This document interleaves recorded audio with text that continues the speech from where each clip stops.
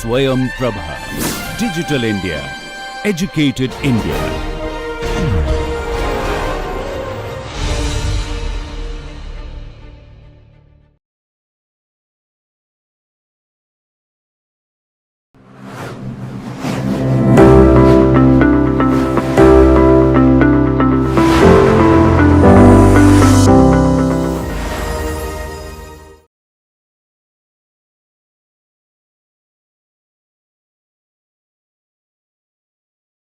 The next topic for us is the relationship between the firm size and innovation. As we talked about earlier, there were two major hypotheses coming from Schumpeter's work, and one of them was related to the size of the firm and whether that influences the firm to innovate. Here is what Schumpeter has said. Essentially, he said that the large firms would have resources, the modern corporations would have more resources to spend on innovation. That lead to differences between the innovation activities of the small entrepreneurial firms as compared to the large modern firms. Now, if you have to econometrically verify this relationship, essentially what is to be done? That the innovation should increase more than proportionally than the firm size. And what has been done is essentially that most of the studies, they will take data from the firms either in the cross section or in the panel data, and then they will regress the some measure of innovation.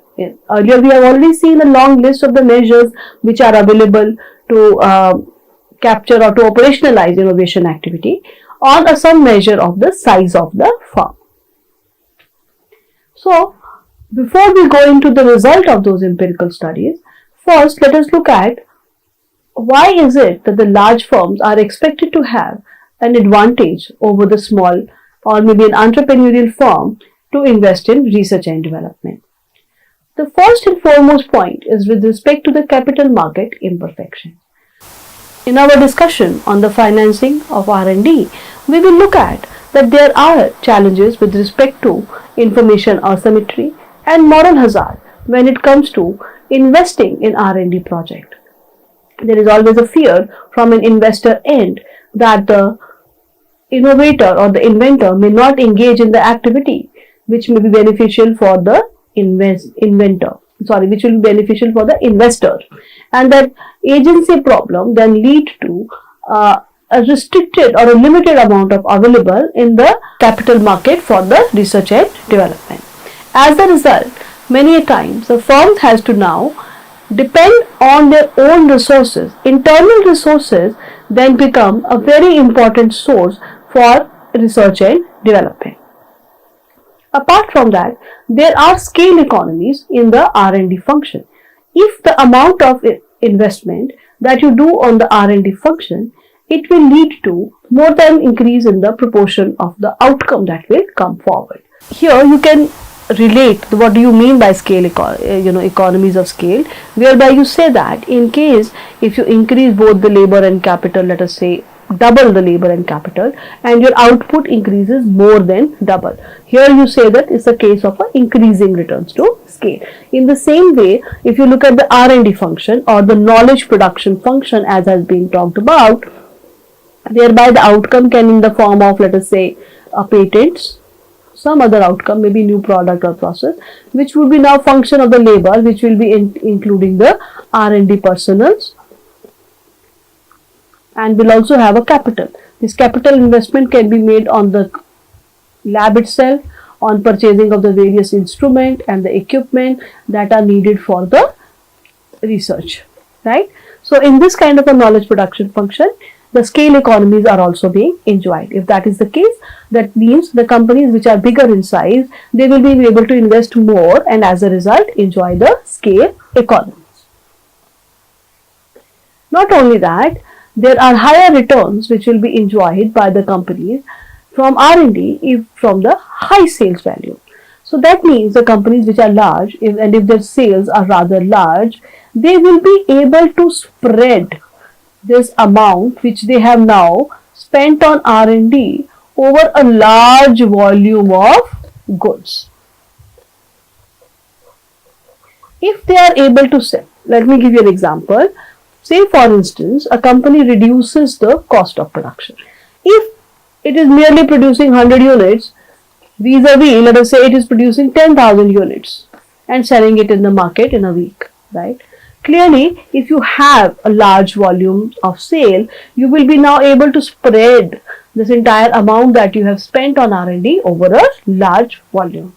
The per unit fixed cost in that case is going to come down considerably.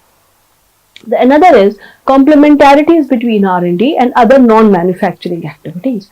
What will those non-manufacturing activities entail? Maybe something like related to advertisement or related to distribution. Yes. So, if you have come up, or maybe other marketing techniques. So, if you have now conducted this kind of an R&D, the company is large and it's selling large volume, there can be more complementarity between the R&D activities with respect to the such non-manufacturing activity. You have come up with a new product, so the marketing, the advertisement, the distribution of it now can be once again spread out. Economies of scope and reduced risk. What do you mean by economies of scope? Essentially a firm which is more and more diversified. That means the firm has more products in its kitty which it is selling to the buyers. Now that will reduce the risk which is associated with the prospective returns from R&D. Now, suppose we are thinking of a research and development activity which the company has done, and in that process they come up with a particular product. Suppose it was a chemical, firm, and they are coming up with they get a particular kind of an outcome of their research investment, whereby they find a chemical which spreads very easily in the air, right? Now, if this chemical company is only engaged with, let us say, maybe paints or something like that, they will not be able to use it much. But if it has a very diversified portfolio, maybe one of its wing is actually into maybe mosquito repellent or something, then they can use the property of this particular chemical to, because in a mosquito repellent you want it to spread much faster within a particular room, right? So if the particular company has more products in its kitty, that means the risk which is associated with the innovation outcome not being used, right, that reduces. So it's not only that now that you have to look for a partner whom you can license this particular product or something like that, but if you have a diversified set of groups, there is a potential, there is a possibility, there is a prospect, at least in some or the another, this innovation outcome can be used. Hence, there is a reduced risk associated with the prospective returns. So then, on the other side, the literature also talks about why is it that the large firm will not engage in innovation activity. The most important argument is that large organization efficiency is undermined. They may not be very much focused on coming up with a new and better product. The incentive of the individual scientists and inventors would be rather low. They will be a part of the whole R&D division, which is rather broad, and they might be engaged in a small, routinized work related to that, and may not actually related to the introduction of the new product in that very close sense.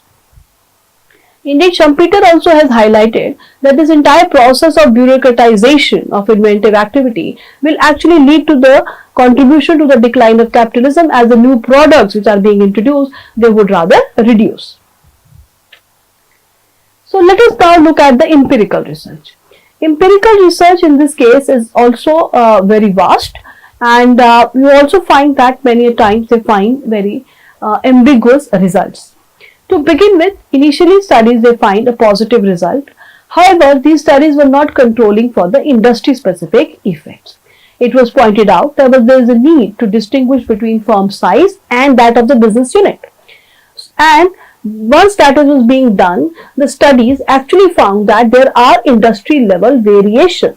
That means in certain industries you will find that the firm size, as it increases, the innovation increases, whereas in other set of industries you will find that as the firm size increases, it may not lead to increase in the R&D activity. So then what we find that a certain set of empirical studies have found that R&D rises proportionally with size among the R&D performers.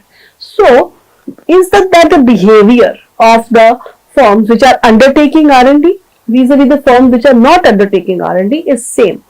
One argument was being given that when we are conducting this kind of empirical studies, we are putting together both the companies which are doing R&D and the companies which are not doing R&D, and accordingly see whether what happens with respect to the proportional increase in the innovation activity with respect to the size.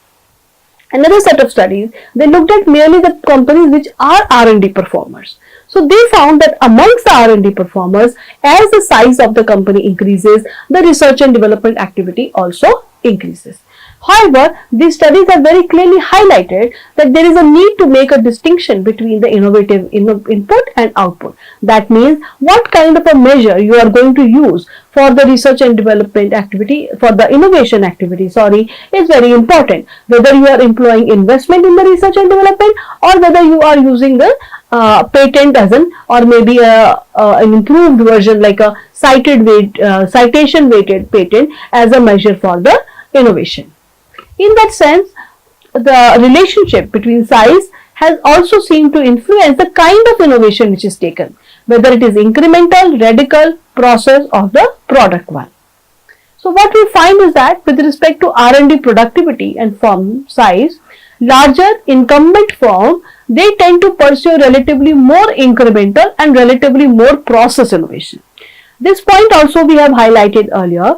From the incumbent firm, which is now let us say a large in size, clearly any kind of a product innovation might entail changing their entire organizational setup.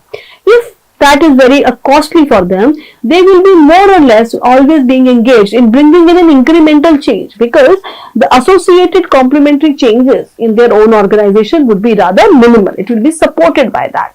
So as a result, large incumbent firms may end up rather pursuing incremental and relatively more process innovation. Whereas, with respect to the new ventures and the entrants are chiefly responsible for radical innovation.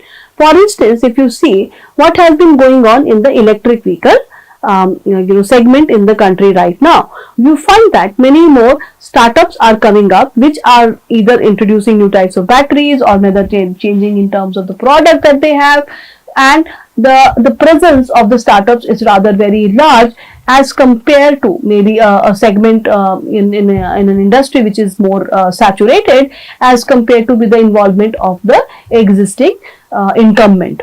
So when the technology in this case is rather very radical, which is changing the way changing the absolute way of the doing things, you find then the new ventures and entrants enter. Here once again an important point comes with respect to the path dependency. That means the companies which are already elaborate, which are already large, and they are using a saturated technologies, they have also locked into that technology. It becomes very difficult for them to bring in an absolutely new or a radical innovation.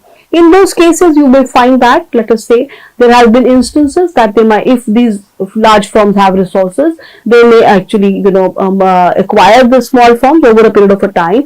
However, that will depend upon a lot more other factors in that particular industry. Cohen and Klepper, they also talk about the cost spreading model, and whereby they say that the returns essentially increases from the contemporary firm's size because the firm will embody innovation in their own output. They are also expected to grow due to the innovation. So on the one hand, suppose now the firm is innovating and coming up with a new product, and that product actually has a market and it begins to sell. That itself will feed into the size of the firm, and it may result into the increased sales revenue for them, and the size of the firm in that case will also grow. So once again, talking from a point of view of the feedback effect from the firm. In the Indian case, what we have found, study by Ray and Bhaduri, initially R&D effort increases with size, but they decreases and fall after attaining a certain size. Kumar and Agarwal, they have studied the firm activity in the pre and post reform, and they found that R&D expenditure increases with the size. Ghosh has also found larger sizes influence R&D. Kathak has pointed out very important point that as far as the large firms are concerned, they are insulated from the market competition because of the domination that they have. And again, you can also put it together with the diseconomies in terms of coordination, mismanagement. For instance, if they come up with a new product, like I told earlier, the existing routines may be disturbed, organizational setup has to be changed. So there is a possibility of a non-linear relationship. That means initially, with the increase in the size of the firm, the innovation activity actually increases. It reaches a threshold level, and after that it does come down. The Nora et al. In their study, in a non-linear, the Nora et al. In their study, using patent as an outcome of the knowledge production function, they have found a non-linear effect to be present in the Indian context. The studies once again pointed out that this relationship between the firm size and innovation is not something which is very isolated from the other firm characteristics. Other firm characteristics means whether the firm is having an access to cash flow or not, whether it is diversified or not, whether it has complementary capabilities or not. So these other characteristics also influences the impact the size of the firm has on the innovation activity. Say for instance, cash flow. We have identified that the capital markets are imperfect, right? So especially when the outcome is uncertain, any company which has a large, let us say retained profit or has, deep pockets, they would be able to invest more in research and development.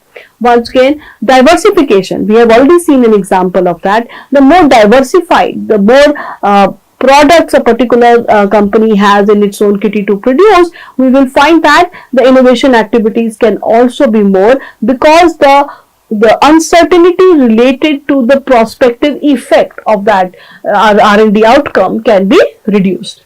TS has at length talked about the various complementary capabilities of the company.